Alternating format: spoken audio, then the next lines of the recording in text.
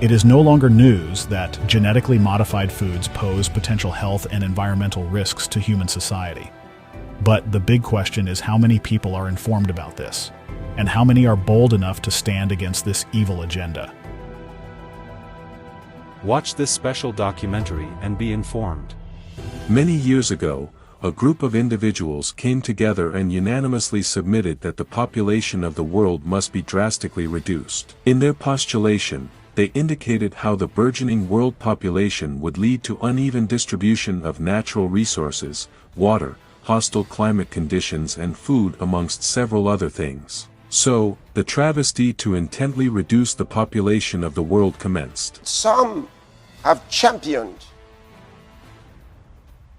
this cause of population reduction. They feel the problem of the world is population. In the event that I am reincarnated, I would like to return as a deadly virus, in order to contribute something to solve overpopulation. Prince Philip. What do you see as the biggest challenges in conservation? The growing human population. Because if where we are, there's nothing else. And do you have views about what should be done about that? Can't you guess? Well, it could be on a spectrum from mass sterilisation to you know, greater availability of contraception. I don't know what your views are as to what can be done about it. Well, I think it might be described as voluntary family limitation. We've got to stabilize the population. When I was born, there were so what's wrong with the population? I mean, with too many people. I have no doubt that the fundamental source of all our problems, particularly our environmental problems, is population growth. Our foundation first started up, it was focused on reproductive health. That was the main thing we did because I thought, you know, population growth in poor countries is the biggest problem they face. Control oil and you control nations, control food and you control the people. Henry Kissinger. In view of the globalists' depopulation agenda, the weapon of food has been identified as a missile for the sickening and ultimate wiping out of chunks of the human population. Under the veil of creating food security for the nations, genetically modified foods are being imposed on the nations, regardless of the wanton wreakage of damage to human health.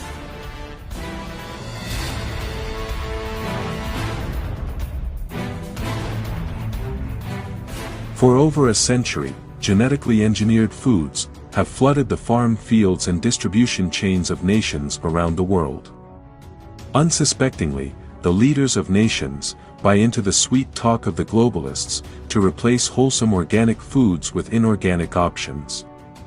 But beneath these carefully sculpted propositions is a sinister agenda. It's all about control. They're not trying to help you. It's all about reduction of population. Most of what you've been eating was modified a long time ago. The concept of modification is one that spans human history, from modifications to the human environment, to modifications to the weather. Today, the dreams of certain individuals are being fulfilled as they have successfully woven in these modifications to foods fed to the human body. From grains such as wheat, corn, soya to a host of other foods, the GMO revolution has been nothing short of an ominous attack on the human population. Reject the genetically modified maize seeds that they are providing. Don't take them. They've been carefully modified to become dangerous to health. In view of the world's consumption of certain staple foods, corn was one of the earliest genetically modified crops, and has since evolved into an indispensable element in the production and packaging of most foods and consumables that exist in human societies. Everything is corn. French fries, potato chips, taco meat, soda, ketchup, mustard, yogurt, soup, cookies, mayonnaise, milk, beer, wine, bubblegum, ice cream, pickles, baby food. Even water bottles are made using corn. Virtually everything we put in our mouths is made with corn in some way, shape, or form. Even the meat you eat is made from animals that are fed corn. Corn is also in candles, crayons, cleaners, fireworks, paint, plastic, glue, insulation, antibiotics, aspirin, makeup, battery, explosives, and most importantly, ethanol, which is found in almost all the gasoline in America. Concentrated sweetener from corn, high fructose. Fructose is a sugar, corn syrup. It is a highly processed sweetener. In my view, it just stimulates us to eat more. Just walk down the aisle of your grocery store, check out the ingredients on labels, and you'll see the same thing over and over. High fructose corn syrup is the first ingredient. It's in pancake syrup, cookies, ketchup, jelly, even cereal and soup. Among the top list of the most popular genetically engineered foods are soya and cotton, which are included in not just foods for eating, but in clothes worn as covering for the human body. Soy is one of the biggest GMOs, and soy is so damaging because soy actually contains phytoestrogens and phytic acids, and it mimics estrogen in the body. I mean, Mike, we have 7-year-old girls now having their menstrual cycle, and think about the effects of GMO soy altering the children's genes. Again, the government only approves for welfare and WIC programs soy formulas for babies. Oh, man. I mean, this is one of the worst things. I mean, this is just so disheartening because how on earth can you feed a baby who, by the way, a child's immune system is not fully developed till it's 12 years old. A child's intestinal tract is extremely sensitive. You have babies that have extreme allergies to foods because at an early age, they're on soy formulas, they're on formulas that contain GMO corn, GMO oils, and the Bt toxin, which is burning holes through their intestinal lining, causing from birth severe allergies and severe problems. And that's why pediatricians' offices are just jam-packed, full with problems from all these GMO foods. They don't tell parents what to avoid, but let's look at this since you brought it up. Here's a product, Similac Go and Grow. This is infant formula. Let me read for you just the first 4 or 5 ingredients. They will blow your mind. Ingredient number 1, 42.6% corn syrup solids. From genetically modified From GMO corn. So number one ingredient is a GMO corn. And it's 42%. Are babies supposed to eat 42% refined sugar? I don't think so. That's right not there what is breast child milk abuse, Mike. I mean, that is nutritional child poison. abuse. I mean, okay, second ingredient, 14.7% soy protein isolate. Soy, GMO. Soy protein isolate is actually a flavor enhancer, and it's actually made with MSG. MSG is added to soy protein isolate. Well, and also soy protein is extracted typically with hexane, a highly explosive chemical solvent. In fact, I think one factory in the U.S. blew up, exploded from doing this process. 260,000 American kids used to have autism. It has jumped to 1 in 45. And according to all research, the graph is growing so fast that 1 in 2 kids will have autism. When you are growing a Roundup Ready corn or soya, so it is the GMO and the Roundup together. But it's not just the GMO and the Roundup. There are all the hundreds of other pesticides, and they've never been assessed together. Neurological problems are exploding. I've grown up 100-year-olds, used to have total memory. Anyone passing 60 now has dementia. Where is this decay of our mind and our body coming from? It's coming both from the direct assault of instruments of war, because that's what these chemicals are. They were designed for war, as well as a deliberate attempt to not allow us to know our bodies, our mind, our being, our place on this earth. Furthermore, popular baby foods distributed in low-income African countries have been discovered to contain high levels of added sugar, contributing proportionately to increased risk of different diseases in young children. Our next story is about a global giant, a giant that only seems to care about the West. I'm talking about Nestle, the biggest consumer goods company in the world. And what have they done? Possibly risked the health of babies in the global South. Let me explain. A big chunk of Nestle's business is baby food, like infant cereals and formula or baby milk powder. Now in the West, these products follow global guidelines. No added sugar, no honey, no sucrose. Basically nothing sweet. But in the global South, that is not the case. A Swiss organization tested Nestle products sold in the global South, mostly in Asia, Africa and Latin America. And what did they find? Most of them had added sugar. We're talking about products for babies and toddlers under 3 years of age. In Africa, a flavored cereal had 6 grams of added sugar. The same product in Switzerland had none. Another cereal sold in India had 2.7 grams of sugar. In Brazil, 6 out of 8 Nestle products had sugar. How much? 4 grams per serving. In Nigeria, one product had 6.8 grams of added sugar. Now, I know you have questions, and we will try to answer the 2 basic ones first. First of all, why is added sugar bad? And question number 2, why is Nestle doing it? It's bad because sugar leads to multiple health issues like childhood obesity, cardiovascular disease, and tooth decay. And no, it is not a rich man's problem. Obesity is rising in low and middle income countries. Africa makes up 24% of the world's overweight children. Africa. So added sugar is not good for kids anywhere in the world. Most Western governments have guidelines for this. They say do not add extra sugar to baby food. But many countries in the global south do not, like India and Bangladesh. Which brings us to the second question. Why is Nestle doing it? Because it keeps the children hooked. More sugar equals more taste equals more consumption, and more consumption equals more sales. But look at the double standard here.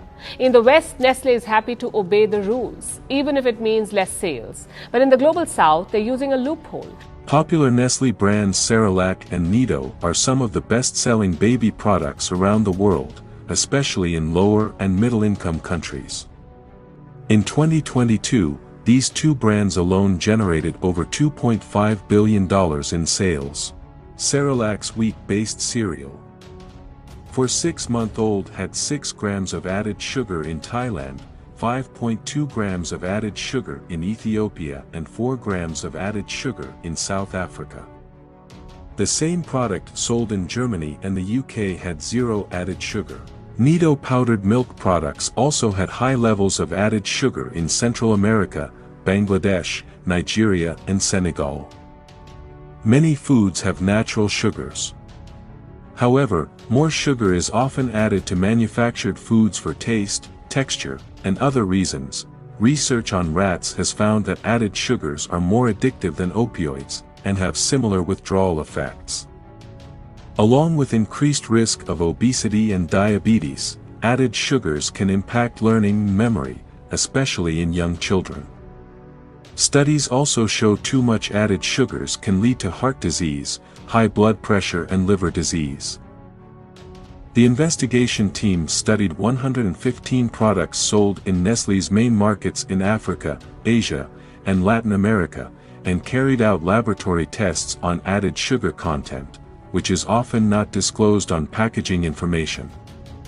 In 67 products it was possible to determine the amount of added sugar. On average, products had almost 4 grams a serving, or about 1 sugar cube.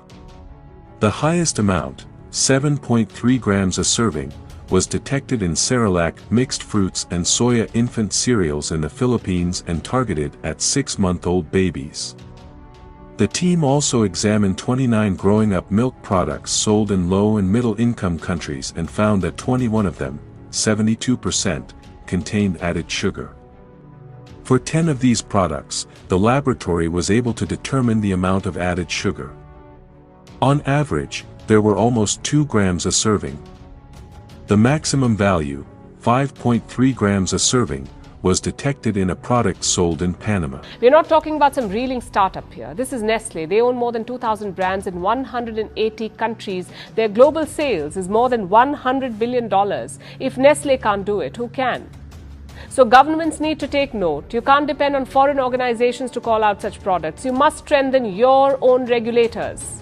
Carry out periodic tests, increase awareness, and enforce global health guidelines, because one thing is clear: you cannot trust multinationals to protect us. Just look at the health sector. You would think that at least medicines would be safe. Well, think again. Around 10% of all medical products in low and middle income countries are substandard. Recently, we've seen substandard syrups. The latest is in Africa. Regulators in 6 countries have recalled a batch of Johnson & Johnson syrup. Labs found it had high levels of toxicity. Have you wondered why these cases only happen in the global south? Yes, weak regulation is a problem, but so is attitude. Multinationals are willing to gamble on lives in the global south. They think they can get away with it. Not every country can splurge millions on inspections and regulations. But those countries also deserve safe products. The South African Health Products Regulatory Authority has recalled 2 batches of Benylin pediatric syrup. The affected products come from batches 329.303 and 329.304. The authority received a report from a Nigerian health regulator after high levels of diethylene glycol were detected in a batch of the syrup. Investigations between SAPRA and Kenvu, formerly known as Johnson & Johnson, found that the affected batches have been distributed to South Africa, Eswatini, Rwanda, Kenya, Tanzania and Nigeria. Members of the public are urged to monitor any symptoms when consuming Benylin. These include headache, abdominal pain, vomiting and diarrhea, which may lead to death. Toxin, Bt Bacillus thuringiensis, is actually a listed pesticide by the US Environmental Protection Agency. It's listed itself as a pesticide. So when you eat Bt corn, you're eating a pesticide. When you wear Bt cotton clothing, you're wearing a pesticide. No wonder we see an incredible increase with skin problems, especially with children. Pepsi and Coca-Cola found themselves in trouble. An Indian study found that both drinks had high traces of pesticide. It was 30 times what was found in the US and European markets. So many Indian states actually banned these sodas. This will tell you why a lot of people, after many years, they lied to you when they told you that when you get to be 50 years old, 55, 60, 68, that you will come up with certain kind of sicknesses. Do you know how they knew? I want to tell you, not because of age. They knew that if you continued taking certain things that they were giving you, if you were taking them over a period of time, at a certain point in your life, by the time you're 40, they know the sickness you will have. By the time you're 50, they know the sickness you will have. By the time you're 60, they know the sickness you will have. All these things were programmed. It's in the terrible milk you've been drinking. It's in the beverages you've been drinking. You never knew. In 1993, the FDA approved genetically modified bovine growth hormone RBGH to be used on cows to produce more milk. This was declared completely safe by the FDA and approved for human consumption. What happened next was something no one would have thought. Canada and Europe both declared RBGH to be unfit for human consumption since it was found that RBGH caused an increase in a hormone called IGF-1, which was transferred from the milk to humans. IGF-1 wasn't broken down by digestion and started to accumulate in the body of the people that consumed the genetically engineered milk. IGF-1 has proven to be the main factor in the growth of multiple types of cancer, including breast cancer, prostate cancer, and even colon cancer. Both the European and Canadian associations blamed the FDA since it had consciously chosen to ignore a study that had said that this exact thing would happen. To top it all, people weren't even aware that they were drinking this cancer-causing milk, since the FDA hasn't made it compulsory for companies to label GMO products as GMO. So I'm just letting you know the heartlessness. What goes into a mind? What makes someone to be so wicked, so evil, as to destroy so many people? The heartlessness. Okay, so in case you might ask, how do the fake foods look like? Can I show you something? Can I show you 2 videos that you might want to think twice the next time you go into a vegetable store? Have a look at this.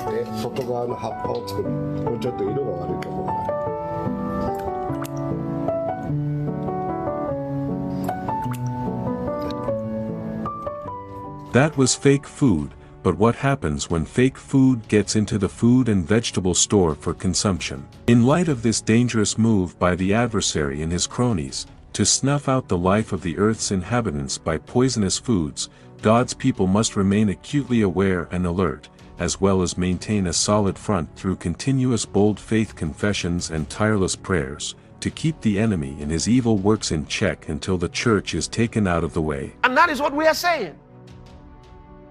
You want to destroy all the food? Wait till the proper time. Whatever you want to do. Can't happen now.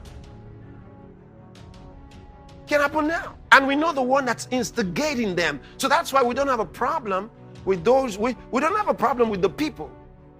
No, we don't have a problem with them, the politicians or the business people, all of those, including those that are being used. We don't have a problem with them.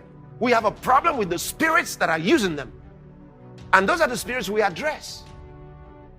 And Jesus gave us power over those spirits to control them. And we will. Whatever you bind, forbid, declare to be improper and unlawful on earth, shall have already been bound in heaven, and whatever you loose, permit, declare lawful on earth shall have already been loosed in heaven. The momentum is increasing as the WordFest 6 train continues to accelerate. Below are 5 important ways to participate. Register. Registration is free. Publicize and participate. Get at least 5 others to register and participate with you daily. Testify. Click on the Share Your Testimony button and upload your testimony of the impact of Pastor Chris' message in your life. Sponsor a PCDL message translation. Sponsor a language translation. Join us to make 1,000 PCDL messages available in the top 200 languages of the world. Organize outreaches. Host a daily study outreach and organize one PCDL solutions outreach. Remember to share your insights and inspirations from today's message and documentary on King's Chat using the hashtags #WordFest6, #WordFest2024, #SolutionsEverywhere and #YourZone or Ministry Center, and get ready for more tomorrow.